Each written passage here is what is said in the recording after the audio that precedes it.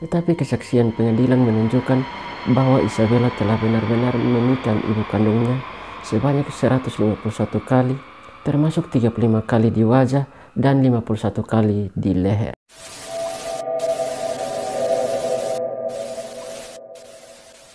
Halo, selamat pagi, siang, sore, malam bagi teman-teman semua.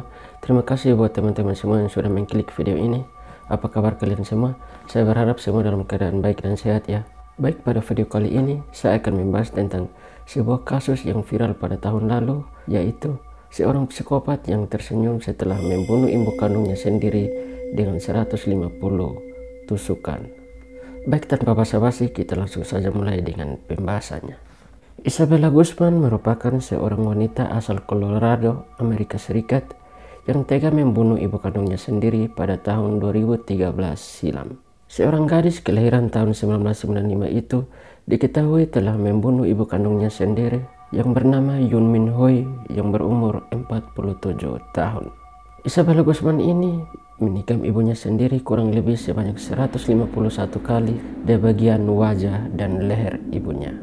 Kejadian itu bermula pada saat Isabella berumur 18 tahun atau sekitar 8 tahun yang lalu. Perempuan asal Colorado itu dituduh telah membunuh ibu kandungnya sendiri pada tanggal 28 Agustus 2013 silam. Namun, dalam persidangan dia divonis tidak bersalah karena menderita sakit jiwa sehingga ia harus dilarikan ke rumah sakit gangguan jiwa Colorado. Dan yang bikin gempar jagat media sosial pada tahun lalu yaitu pada persidangan Isabella Guzman ini divonis tidak bersalah, padahal dia telah menikam ibu kandungnya sendiri sebanyak kurang lebih 151 tusukan di bagian leher dan wajah. Ngeri. Kemudian pihak jaksa, George Blatter, mengatakan ketika melihat kasus ini, terlihat pembunuhan yang sangat mengerikan dan kejam oleh anak perempuan terhadap ibu kandungnya sendiri.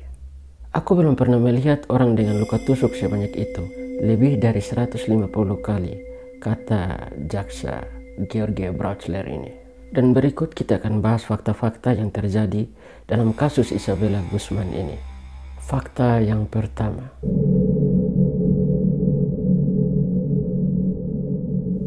Berdasarkan keterangan dari ayah tiri Isabella Guzman, Isabella ini memiliki hubungan yang tidak terlalu baik dengan ibu kandungnya sendiri. Hubungan keduanya semakin memburuk ketika sang ibu memutuskan untuk menikah lagi dengan ayah tiri dari Isabella Guzman. Isabella kerap kali bertengkar dengan ibunya, namun seiring berjalannya waktu, sikapnya semakin kasar dan tidak menghargai orang tuanya. Jadi awal dari perselisihan ini antara ibu dan anak ini, yaitu ketika sang ibu yang seorang janda memutuskan untuk menikah lagi dengan ayah tiri dari Isabella Guzman ini yang bernama Ryan Hui. Fakta yang kedua.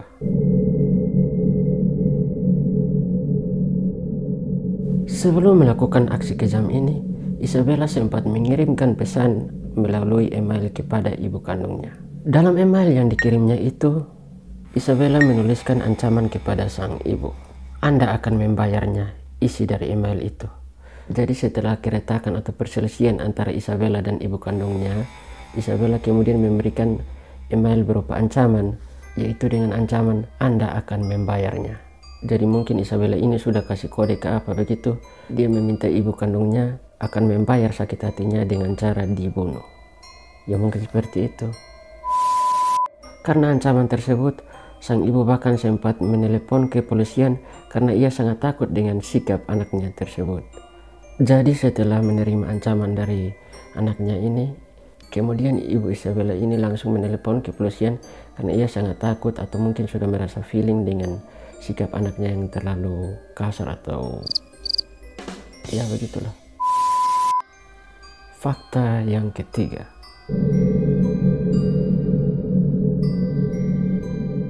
Ayah tiri Isabella Guzman yang bernama Ryan Hui mengungkapkan jika pembunuhan itu terjadi di dalam kamar mandi.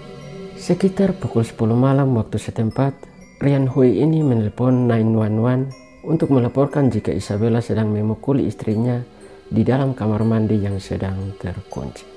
Jadi ayah tiri dari Isabella ini sedang berada di rumah ketika pembunuhan itu terjadi. Dia mengatakan Istrinya baru saja pulang kerja pada jam 9.30 malam dan langsung naik ke atas untuk mandi. Pada saat itu, Rian Hui ini sedang makan dan dia mendengar dentuman di lantai atas dan terdengar suara istrinya memanggil namanya dengan sangat keras. Mau minta tolong mungkin itu. Rian Hui ini kemudian langsung berlari ke kamar mandi yang berada di lantai atas. Tetapi Isabella ini dengan cepat menutup dan mengunci pintu dengan rapat. Dan ayah tiri dari Isabella ini melihat darah mengalir di bawah pintu. Segera setelah itu, Isabella ini keluar dari kamar mandi dan sambil membawa pisaunya yang dipegangnya. Menatap lurus ke ayah tirinya dan turun ke lantai bawah. Fakta keempat.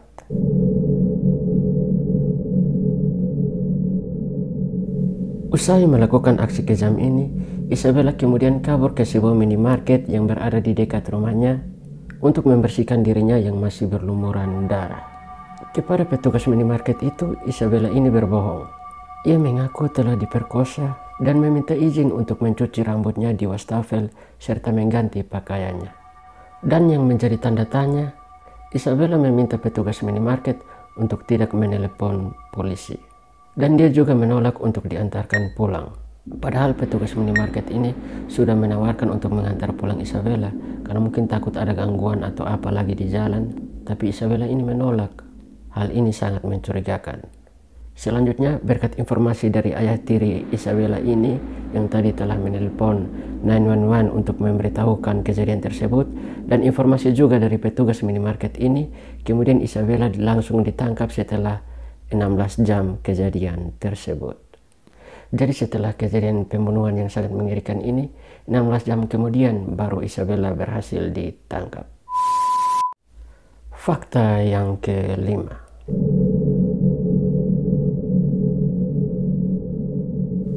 Pada bulan Agustus tahun 2013, Isabella Guzman ditangkap atas dugaan kasus pembunuhan tingkat pertama pada usia 18 tahun. Masih muda sekali. Dalam sebuah pernyataan tertulis, di hari penangkapan tersebut, Isabella ini menikam ibunya sebanyak 79 kali. Awalnya dilaporkan, Guzman telah menikam ibunya, Yun Min Hui, sebanyak 79 kali di bagian wajah dan leher. Tetapi kesaksian pengadilan menunjukkan bahwa Isabella telah benar-benar menikam ibu kandungnya sebanyak 151 kali, termasuk 35 kali di wajah dan 51 kali di leher. Dia kemudian menghabisi ibunya dengan memukul memakai tongkat baseball. Jadi setelah menikam ibu kandungnya ini kurang lebih sebanyak 151 kali, ibunya mungkin belum benar-benar meninggal, Isabella ini kemudian mengambil tongkat baseball dan memukulinya hingga tewas. Sadis. Anak durhaka. Fakta yang keenam.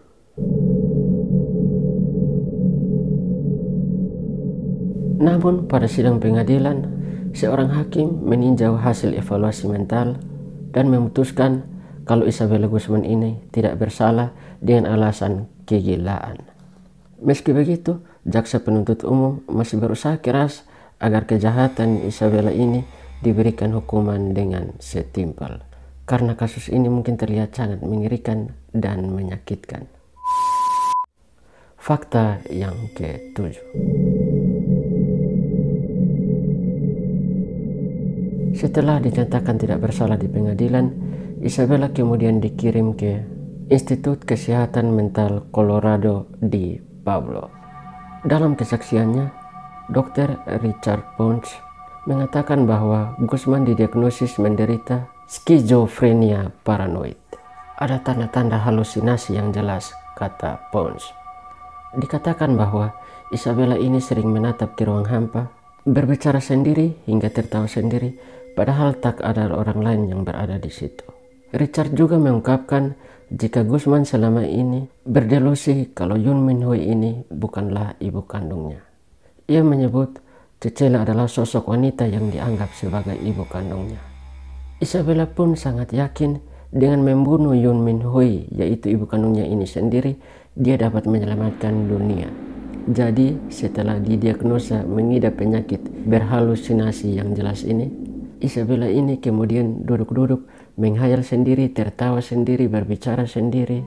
Dan dia juga berbicara kalau dia menganggap bahwa Yoon Min Hui yang telah dibunuhnya ini bukan ibu kandungnya, tetapi yang berada dalam halusinasi pikiran dia yang ibu kandungnya ini bernama Cecela. Ini namanya stres tingkat tinggi. Memang benar-benar sudah gila kayaknya ini orang. Ya mungkin karena penyakit ini sudah tersebar ke seluruh anggota tubuh dia sehingga sampai sesadis inilah. Dan yang bikin semua orang geleng-geleng kepala dan tidak menyangka yaitu ketika dalam persidangan Isabella ini tersenyum dan kayaknya tidak merasa bersalah begitu. Bikin jengkel memang. Atas kejadian ini, Isabella Guzman kemungkinan akan berada di rumah sakit jiwa selama sisa hidupnya. Baik dari kasus ini, kita bisa ambil pelajaran bahwa ketika kita ada masalah dalam rumah tangga atau dalam keluarga, kita bisa menyelesaikannya dengan baik-baik sehingga tidak terjadi hal-hal yang tidak diinginkan selanjutnya. Jadi mungkin itu kasus yang dapat saya bahas pada video kali ini. Baik, jika kalian suka dengan video ini, jangan lupa tekan like, comment, subscribe, dan share ke teman-teman kalian semua ya. Dan jangan lupa juga untuk menyalakan loncengnya sehingga pada video saya selanjutnya kalian semua mendapat notifikasinya.